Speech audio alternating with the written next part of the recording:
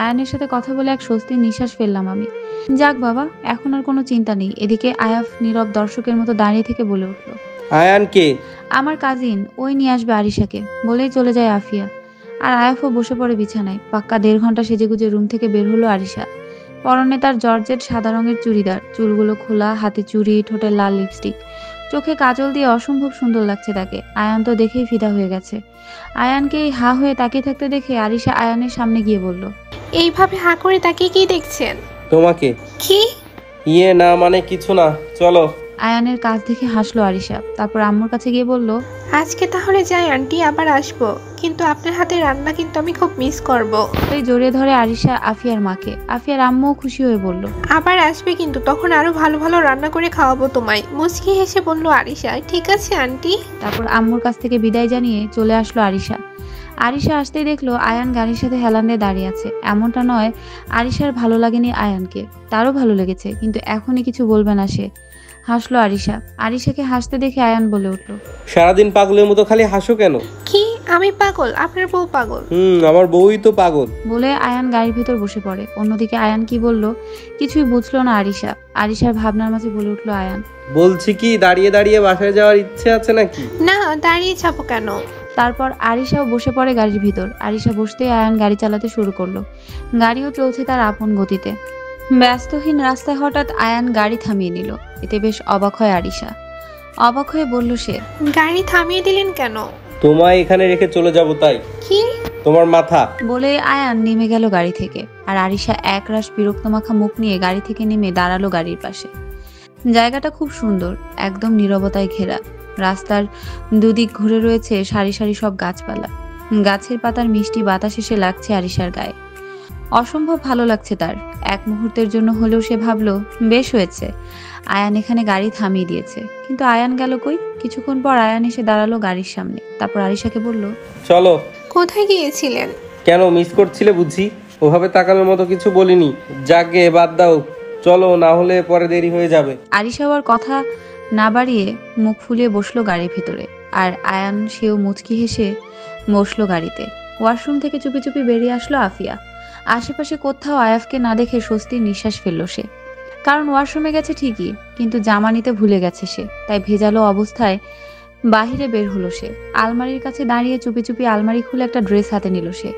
তারপর আবারও ব্যাক করলো। এমন সময় বেলকনি থেকে ফোনে কথা বলে বেরিয়ে আসলো আয়াফ।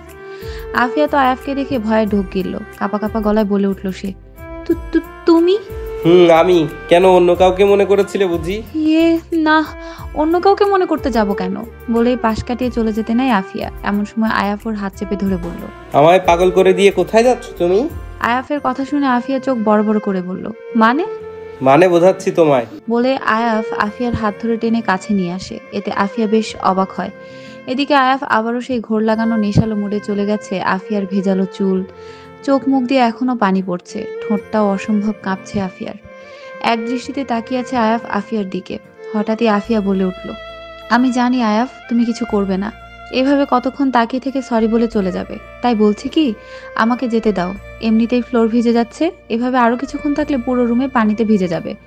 তারপর তুমি আবার বকবে। তাই বলছি যেতে। আর কিছু বলতে পারলো না আফিয়া। এর আগে আয়াফ আফিয়ার ঠোঁটে নিজের ঠোঁট বসিয়ে দিল। ঘটনাচক্রে আফিয়ার চোখ বড় বড় হয়ে গেছে। সে ভাবতেই পারেনি আয়াফ এমন কিছু করবে। বেশ কিছুক্ষণ পর আয়াফ আফিয়াকে ছেড়ে দেয়। আফিয়া এখনো শকড মুডে আছে। আয়াফ তার ঠোঁটে হাত দিয়ে আফিয়ার কানের কাছে তার মুখ নিয়ে বলল, সরি। তারপর চলে গেল সে। এদিকে বেচারি আফিয়া নিজের ঠোঁটে হাত রেখেই চলে যায় ওয়াশরুমে। কলিং বেল বাজতেই দরজা খুলে দেয় শাশুড়ি মা। সামনে আরিশার সাথে একটা ছেলেকে দেখে বেশ অবাক হয় সে। আয়ান আরিশার আম্মুকে দেখে একটা মিষ্টি হাসি দিয়ে বলল, আসসালামু আলাইকুম আন্টি। ওয়ালাইকুম আসসালাম বাবা। আপনি নিশ্চয়ই আফিয়ার শাশুড়ি মা আর আরিশার আম্মু? আয়ানের কথা শুনে শাশুড়ি মাও হেসে মাথা নাড়ালেন। আয়ান ওনার কথা শুনে ওনার হাত ধরে বলল, কেমন আছেন আন্টি? আমি হলাম আয়ান, আফিয়ার কাজিন। এতক্ষণ পর আরিশার আম্মু বুঝতে পারলো ছেলেটিকে। উনিও হেসে বলল, ও বুঝতে পেরেছি, আসো ভেতরে আসো। বাহিরে দাঁড়িয়ে কেন? আর আরিশা তুইও বা কেমন? ওকে ভেতরে নাটকে চুপচাপ দাঁড়িয়ে আছিস? আমি কি বলবো, তোমরা দুজনেই তো। চুপ কর তুই, আসো বাবা তুমি। এই বলে আয়ানকে ভেতরে নিয়ে চলে গেলেন আরিশার আম্মু। অন্যদিকে আরিশা মুখ ফুলিয়ে চলে গেল ভেতরে। এমন সময় সিঁড়ি বেয়ে নিচে নামছিল আয়াফ। ওদেরকে দেখে ওদের দিকে এগিয়ে আসলো সে। ছেলেটিকে দেখে আয়াফের বুঝতে বাকি রইল না এটাই তাহলে আফিয়ার কাজিন আয়ান। আয়ান আয়াফকে দেখে একটা হাসি দিয়ে ওর দিকে এগিয়ে এসে বলল। হে ব্রো, তুমি নিশ্চয় আয়াফ, আফিয়ার বর। বিনিময়ে হাসলো আয়াফ, তারপর বলল সে। তুমি আয়ান, আফিয়ার কাজিন। আয়াফের কথা শুনে আয়ান অবাক হয়ে বলল, তুমি আমায় চিনো? কিছুটা। তারপর সবাই মিলে একসাথে গল্প জুড়ে দিল। আয়ান হলো একটা মিশুক টাইপের ছেলে, সহজেই সবার সাথে মিশে যেতে পারে সে। আয়ানের মতো ছেলেকে যে কেউ নিমিষেই ভালোবেসে ফেলবে। রাত 9টা, ডাইনিং টেবিলে বসে আছে সবাই, আয়ানও আছে। সে যেতে চেয়েছিল কিন্তু আয়াফের আম্মু যেতে দেয়নি। শেষমেশ আয়ান থেকে গেল আজকের রাতের জন্য, কালকে সকালেই চলে যাবে সে। পুরো ডাইনিং টেবিলে আয়ান আর আফিয়ার হাসাহাসিতেই মেতে গেছে পুরো বাড়ি। সবাই বেশ এনজয় করছে বিষয়টাতে, আয়াফের আব্বু। এমন সময় সবার খাবার মাঝখানে আয়ান বলে উঠল। তবে যাই বলুন আন্টি, আপনাকে কিন্তু খুব সুন্দর দেখতে। বিনিময়ে হাসলো আয়াফের আম্মু। এমনই এটা ওটা নিয়ে কথা বলছে আয়ান, আর বাকি সবাই মজা নিচ্ছে, কারণ আয়ানের সব কথাগুলোই ছিল মজার। অন্যদিকে আরিশা চুপচাপ বসে আছে। ভালো লাগছে নাকি খারাপ লাগছে বুঝতে পারছে না সে। অবশেষে ডিনার সেরে যে যার রুমে চলে গেল।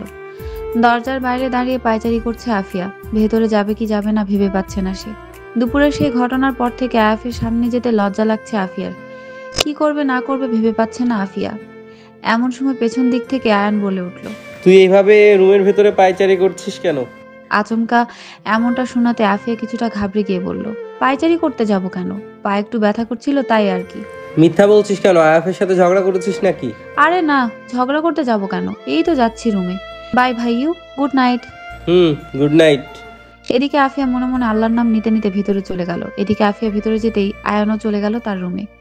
রুমে ঢুকে আস্তে করে দরজাটা আটকে দিল আফিয়া। তারপর ছোট্ট একটা শ্বাস ফেলল সে, কারণ আয়াফ ঘুমিয়ে পড়েছে।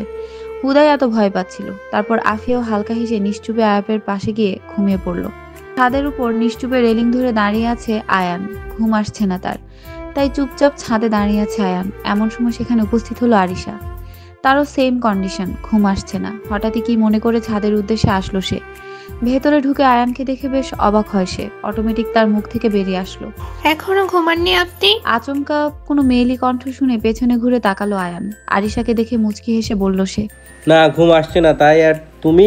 আরিশা আয়ানের পাশে দাঁড়িয়ে বলল। আমারও। ও তা আপনি এখানে কি করছেন? তেমন কিছু নয়। আপনার গার্লফ্রেন্ড আছে? আছে। ও, এখন তুমি বলো, তোমার বয়ফ্রেন্ড আছে? হাসলো আরিশা, তারপর বলল সে, না এখনো হয়নি, তবে হয়ে যাবে। তা আপনার গার্লফ্রেন্ড কেমন দেখতে? একদম তোমার মতো। আয়ানের কথা শুনে আরিশা অবাক হয়ে উচ্চস্বরে হেসে দিল। আরিশার হাসি দেখে মনে মনে বলে উঠল আয়ান। এত হেসো না, আমি যে সত্যি সত্যি পাগল হয়ে যাব। তারপর দুজন পাশাপাশি বসে গল্প জুড়ে দিল। হয়তো এই গল্পের মাঝে শুরু হবে নতুন ভালোবাসার গল্পের সূচনা। ভোরের প্রভাতী আলোতে ঘুম ভাঙলো আরিশার। ঘুম ঘুম চোখে হঠাৎই মনে হলো তার সে কাউকে জড়িয়ে ধরে ঘুমিয়ে আছে। চমকানোর মতোই আচমকায় চোখ খুলল সে। পাশে আয়ানকে দেখে সে বুঝে ফেলেছে কাল রাতে তারা গল্প করতে করতে এখানেই ঘুমিয়ে পড়েছিল। আয়ানের কাঁধে মাথা দিয়ে ঘুমিয়েছিল আরিশা, আর আয়ানের মাথাটা ছিল ছাদের দেয়ালের সাথে হেলানো। মাথা তুলে অপলকভাবে তাকালো আরিশা আয়ানের দিকে। এই মুহূর্তে আয়ানকে অসম্ভব সুন্দর লাগছে আরিশার কাছে। আয়ানের পরনে একটা রেড কালারের টি শার্ট, সাথে ব্ল্যাক জিন্স, চুলগুলো এলোমেলোভাবে পড়ে আছে কপালে।